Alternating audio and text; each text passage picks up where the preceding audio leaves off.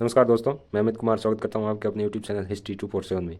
आज हम बात करेंगे रॉयल पब्लिकेशन की तरफ से आने वाली इतिहास पुस्तक जो स्कूल व्याख्याता आरपीएससी की तरफ से आयोजित होती है परीक्षा, उसके प्रथम प्रश्न पत्र के लिए 15 प्रश्नों के लिए ये पुस्तक है। वो 30 अंक के आते हैं। इस पुस्तक के लेखक हैं पप्पू सिंह प्रजापत और डॉक्टर श्री राम नायक। ये पुस्तक का अगला पार्ट और ये बैक साइड है पुस्तक की। यहाँ पे लेखक का परिचय और जो सह लेखक है उन सब के परिचय के साथ में यहाँ इनके टेलीग्राम चैनल का लिंक वगैरह इसके अंदर कोड दिया हुआ है। और यहाँ पे दी है रेट 285। हालांकि मार्केट में आपको 200 रुपये में मिल जाएगी, प्लस एक्स्ट्रा आप डिलीवरी चार्ज वगैरह जोड़ दो अगर ऑनलाइन परचेज करते हो तो। ऑनलाइन परचेज करने का लिंक अपन वीडियो के डिस्क्रिप्शन में डाल देंगे, वहाँ से आप मंगा सकते हैं। और ये मुख्य वितरक वगैरह का और सब वितरक जो भी हैं उनका परिचय यहाँ पे दिया हुआ है। और ये प्रथम संस्करण है, अक्टूबर 2023 में आया है। ये इस पुस्तक की अनुक्रमणिका है, इंडेक्स, जिसमें आप देख सकते हो 18 अध्याय है कुल और 274 पेज में ये पूरी पुस्तक लिखी गई है। ये पहला अध्याय गुप्तकालीन कला स्थापत्य एवं साहित्य। इसी प्रकार से ये टोटल 18 अध्याय दिए हैं। और यहाँ पे लेखक का प्रातःकन दिया हुआ है, अभ्यर्थियों को संदेश दिया है। और बाकी ये और जो प्रश्न रहता है अभ्यर्थियों का कि ये पुस्तक जो राजस्थान में नए जिले बने हैं उनके अकॉर्डिंग है या पुराने जिलों के अकॉर्डिंग, तो यहाँ पर क्लियर मेंशन किया हुआ है कि राजस्थान कला संस्कृति का अध्यायों को राजस्थान के नवगठित जिलों के अकॉर्डिंग अपडेट किया हुआ है। और पुस्तक की भाषा शैली है वो आपको, अगर आपने पप्पू सिंह जी प्रजापत की जो पुस्तकें पहले भी आती है वो पढ़ी होंगी तो वही सेम ही है। ये पुस्तक है वो वन लाइनर नहीं है, पूरा डिटेल के साथ दिया हुआ है हर एक पुस्तक को। थोड़ा विस्तृत अध्याय आपको देखने को मिलेगा। और बाकी इसकी एक और खासियत ये है कि आपको एक्स्ट्रा कोई भी ऐसा होता है किसी के, जैसे गुप्तकाल दे दिया तो वो चंद्रगुप्त प्रथम के बारे में पूरी जितनी भी डिटेल है पूरी डाल देते हैं, लेकिन यहाँ पे ऐसा नहीं किया हुआ है। जो अपने सिलेबस में है कला स्थापत्य साहित्य, तो गुप्त काल में जो हुए कला स्थापत्य एवं साहित्य की जो भी डिटेल है वही दी गई है। एक्स्ट्रा कुछ भी चीज़ नहीं ऐड नहीं की है। बाकी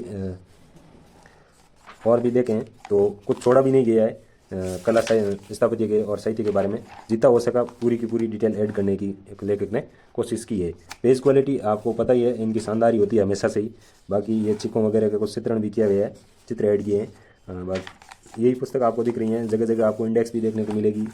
और मटेरियल को अच्छे से मैनेज किया गया है। ये दूसरा पार्ट आ जाता है वास्तुकला, तो यहाँ पर भी आपको वास्तुकला के बारे में ही देखने को मिलेगा। ऐसा नहीं है कि राजनीतिक इतिहास ऐड कर दे, ऐसी कोई चीज़ इसमें अपने को देखने को नहीं मिलती है। इसी प्रकार से आगे के पूरे पार्ट इंडेक्स के अनुसार ही दिए हुए हैं। ये 2 कॉलम में लिखी गई है, आपको दिख रहा है स्क्रीन पे। तो इस प्रकार से ये पुस्तक आपको दिख गई होगी। यहाँ पे राजस्थान का इतिहास कला संस्कृति यहाँ पे शुरू हो जाता है। और ये लोक देवता देवियाँ वगैरह सब दिया हुआ है। बाकी बात करूँ मैं कि ये जो नए ज़िले बने हैं तो यहाँ पे सलूम्बर वगैरह कुछ ऐड तो किया हुआ है। हालांकि सलूम्बर को यहाँ पे उदयपुर में ही लिखा है, तो कहीं पे सलूम्बर अलग से भी लिखा है और कहीं इस प्रकार से भी लिखा गया है।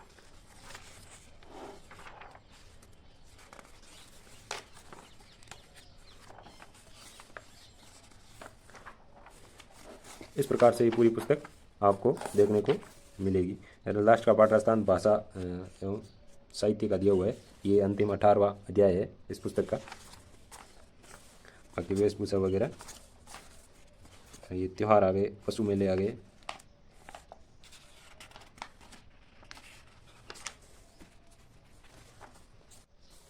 नए जिलों के अनुसार इसको अपडेट किया गया है। उसके 1-2 उदाहरण आपको बता देता हूँ। जैसे जोत सिंह की छतरी बदनौर, पीछे ब्यावर यहाँ पे मेंशन किया हुआ है।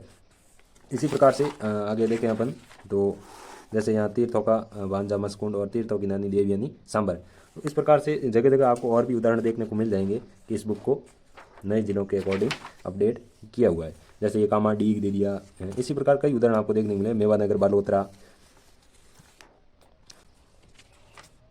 इस प्रकार से ये पूरी पुस्तक लिखी गई है। 274 पेज मैंने आपको पहले ही बता दिया। बाकी और भी इस पुस्तक के बारे में आपके कोई क्वेश्चन हो तो आप कमेंट में ज़रूर पूछ सकते हैं। बात करें इस बुक के इम्पोर्टेंस की तो ज़्यादातर स्टूडेंट भर्ती आने का इंतज़ार करते हैं और भर्ती आने के बाद में तैयारी शुरू करते हैं ढंग से। हालांकि मेरा मानना है कि भर्ती आने से पहले भी आप तैयारी शुरू कर सकते हैं, और जिसने की है वो कंटिन्यू रखें, क्योंकि भर्ती तो आना तय है। अभी अभी नहीं आई तो चलो जनवरी तक आ ही जाएगी। तब तक आप इस बुक को पढ़ सकते हैं, क्योंकि फर्स्ट पेपर है वो कई बार स्टूडेंट के लिए परेशानी खड़ी कर देता है। जैसे पिछली बार एक दो सब्जेक्ट ऐसे थे जिनके स्टूडेंट ने 40% जो मिनिमम क्राइटेरिया है qualifying marks, minimum qualifying marks है जो 40%, वो भी हासिल नहीं कर पाए थे। और ज़्यादातर स्टूडेंट फर्स्ट पेपर में ही ये मार्क्स हासिल नहीं कर पाए थे।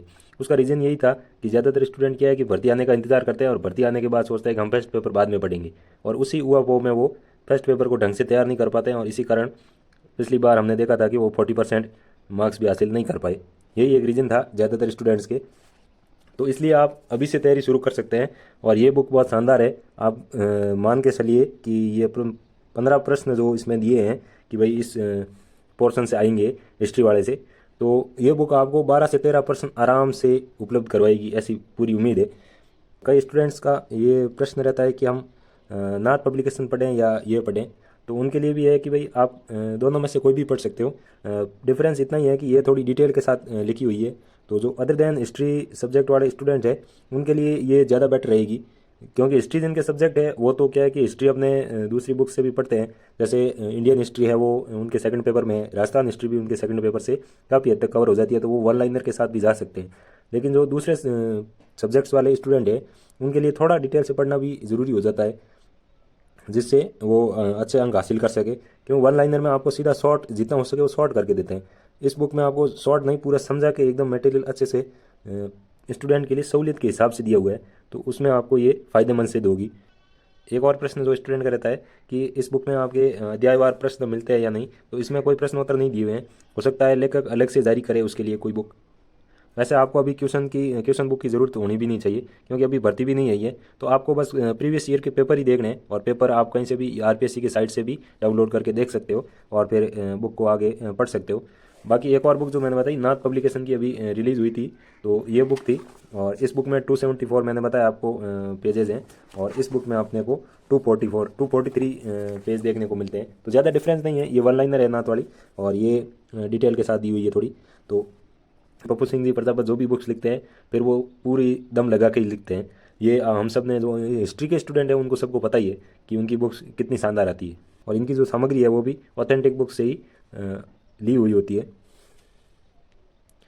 बाकी आप अपने हिसाब से भी देख सकते हैं कि आपको कौन सी बुक्स पढ़नी है। मैंने दोनों का रिव्यू आपको बता दिया, और इसी प्रकार से इनकी एक पहले भी स्कूल वैकेता इतिहास विषय के लिए पुस्तक आई थी, ये इसके बारे में पहले से रिव्यू कर चुका हूँ।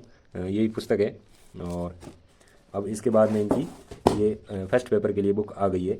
तो इस प्रकार से 2 बुक इनकी स्कूल वैकेता के लिए आ चुकी है, और 2-3 बुक और आने वाली है, जिसमें राजस्थान का इतिहास, वर्ल्ड हिस्ट्री वो शेष है, तो उनके बारे में भी जल्द ही आपको बुक देखने को मिलेगी।